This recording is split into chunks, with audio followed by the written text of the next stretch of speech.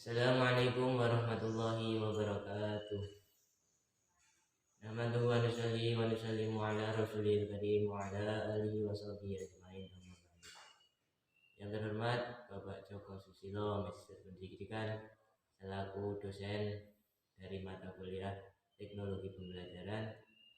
Salam semoga tetap tercurahkan kepada junjungan kita Nabi besar Nabi Muhammad SAW. Semoga kita kelak mendapatkan syafaatnya di yaumul akhir. Di sini saya akan menyampaikan tugas dari teknologi pembelajaran, yaitu tentang membuat video pembelajaran yang kemudian diunggah ke akun YouTube masing-masing. Ngomong-ngomong teknologi pembelajaran, sebetulnya ini merupakan momen yang sangat tepat dan sangat penting, khususnya bagi calon pendidik dan juga seseorang yang sudah menjadi pendidik. Sangat penting karena pada saat masa pandemi seperti ini, bagaimana seorang guru dituntut kreatif karena minimnya interaksi secara langsung dengan para peserta didik. Langsung saja di sini saya akan menyampaikan tema yang saya usung, yaitu tentang iman kepada hari akhir.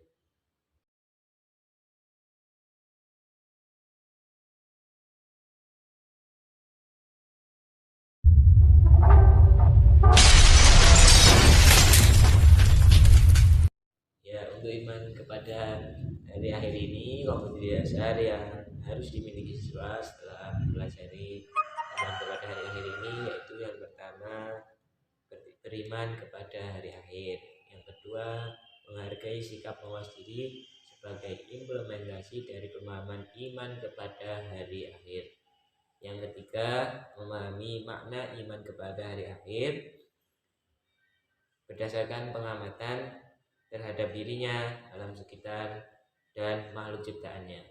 Yang keempat, menyajikan dalil nakli yang menjelaskan gambaran kejadian hari akhir. Selanjutnya, sebelum masuk ke materi untuk absensi, silahkan ada beberapa pertanyaan yang akan saya sampaikan, kemudian ditulis di kolom komentar sebisa kalian. Yaitu yang pertama, apa sih hari kiamat itu? Kapan terjadinya? Yaitu haruskah kita meyakini adanya hari tersebut? Yang ketiga, kemana kita setelah hari kiamat? Yang keempat, adakah ayat Al-Quran yang menerangkan tentang hari tersebut? Ya, silahkan ditulis di kolom komentar. Waktunya 1 menit mulai dari sekarang. Ya, untuk langkah selanjutnya yaitu masuk ke pembahasan, yaitu iman kepada hari akhir atau hari kiamat. Iman kita pecah dulu dari kata iman. Iman artinya adalah meyakini dengan sepenuh hati. Ya, ada iman kepada Allah, iman kepada malaikat-malaikat Allah, iman kepada rasul-rasul Allah, iman kepada kitab-kitab Allah, dan juga ada iman kepada hari akhir. Ya, iman kepada Allah maksudnya yaitu meyakini dengan sepenuh hati adanya Allah Subhanahu wa taala. Tapi kali ini kita akan bahas tentang hari akhir atau hari kiamat. Sebenarnya hari kiamat apa sih hari kiamat itu? Hari kiamat adalah hari di mana hancur sebagian atau seluruh alam semesta dan segala kehidupan di muka bumi ini. Jadi secara garis besar, iman kepada hari akhir atau hari kiamat itu adalah meyakini dengan sepenuh hati bahwa dunia dan seisinya ini suatu saat akan hancur berganti dengan kehidupan akhir. Selanjutnya yaitu kiamat, macam-macam kiamat. Macam-macam kiamat dibagi menjadi dua, yaitu yang pertama kiamat sugro atau kiamat kecil, yang kedua kiamat kubro atau besar. Kiamat sugro, kiamat kecil, yaitu mati hancurnya sebagian kehidupan yang ada di muka bumi ini. Jadi kalau kiamat sugro, kiamat kecil ini hanya sebagian yang hancur atau yang mati. Misalnya matinya seseorang, gempa bumi, tsunami, tanah longsor. Selanjutnya yaitu kiamat kubro. Kalau kiamat kubro ini mati dan hancurnya seluruh alam kehidupan yang ada di dunia ini. Jadi semuanya sudah hancur atau akhirnya ada akhir dari dunia yang fana, dunia yang sementara ini. Selanjutnya yaitu tanda-tanda kiamat. Yaitu yang pertama, munculnya Dajjal. Yang kedua, keluarnya Tuhan, terbitnya matahari dari barat, munculnya Ya'juj Ma'juj. Kalau ini tanda-tanda kiamat kubro. Kalau tanda-tanda kiamat sugro itu bisa kapanpun terjadi tanpa adanya tanda-tanda. Munculnya Dajjal, nanti di akhir zaman akan ada seseorang yang di jidatnya bertuliskan kafir, yaitu sering menyebar fitnah-fitnah di mana-mana, mengajak kepada kemungkaran, mengajak untuk tidak taat kepada Allah. Selanjutnya keluarnya Tuhan nanti di akhir zaman akan muncul asap tebal yang menyelimuti muka bumi ini selama 40 hari, sehingga manusia-manusia pada kufur dan ingkar kepada Allah Subhanahu wa taala. Yang ketiga, terbitnya matahari dari barat. Nanti di akhir zaman tidak seperti biasanya matahari terbit dari timur, akan tetapi terbit dari. Yang keempat, munculnya Ya'juj Ma'juj. Munculnya Ya'juj Ma'juj ini yaitu sebuah kaum. Kalau Dajjal tadi seseorang, kalau Ya'juj Ma'juj ini sebuah kaum yang mengajak kemungkaran di muka bumi ini, mengajak untuk kufur kepada Allah Subhanahu wa taala. Disebutkan dalam lain tanda-tanda kiamat kubro yaitu di hari Jumat.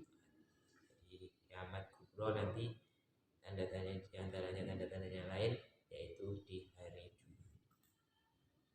Selanjutnya yaitu ayat-ayat yang menerangkan tentang gambaran tentang terjadinya hari kiamat.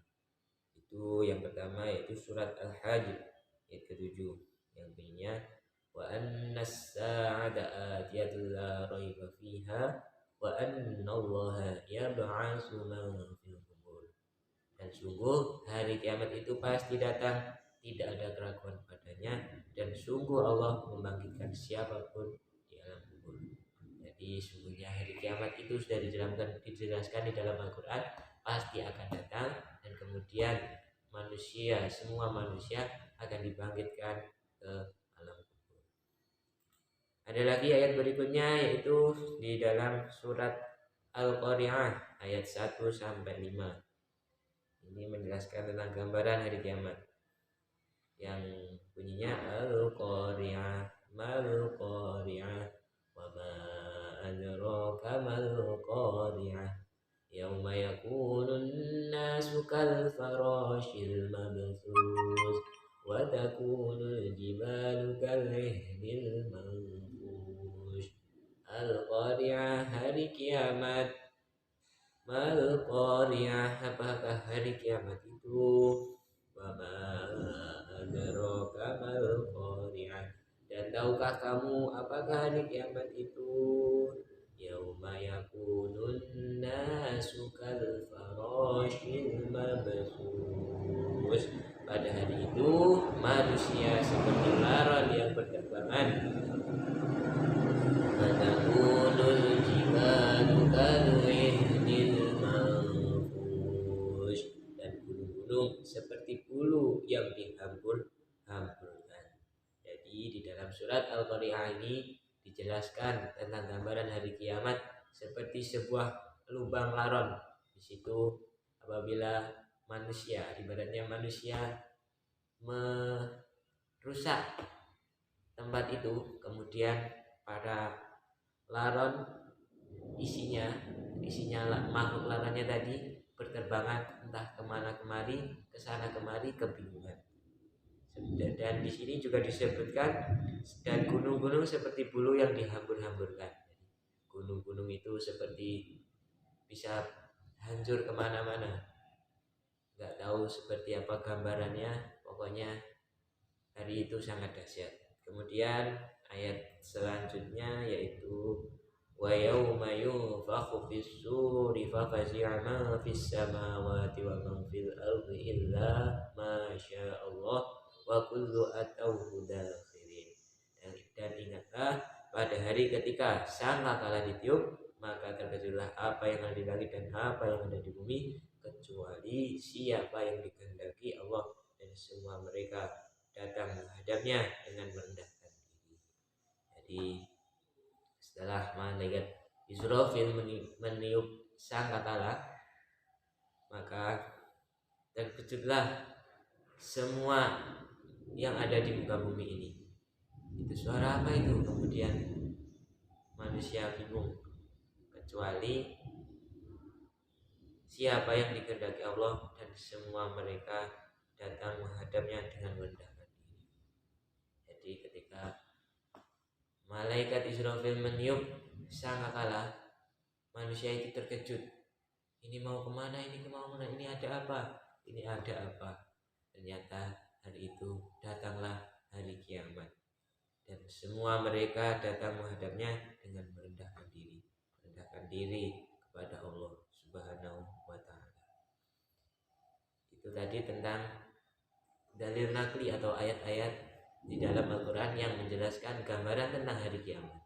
Selanjutnya yang terakhir yang akan saya sampaikan yaitu hikmah adanya hari kiamat.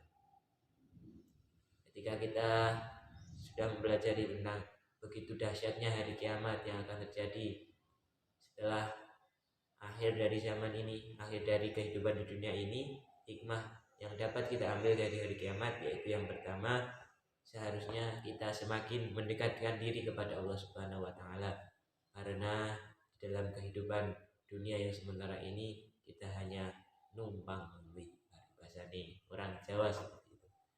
Selanjutnya hikmah yang kedua yaitu berlomba-lomba dalam kebaikan. Sudah sepantasnya sebagai manusia, kalau kita tahu bahwa dunia hanya sementara, maka kita harus berlomba-lomba dalam kebaikan apa saja. Yang ketiga yaitu menjauhi segala bentuk kemaksiatan. Maksiat itu mendatangkan murka Allah. Sebaiknya kita hindari perbuatan maksiat mata, maksiat hati, maksiat tangan, maksiat kaki, dan maksiat lainnya. Mungkin itu yang dapat saya sampaikan. Akhir kata, wassalamualaikum warahmatullahi wabarakatuh.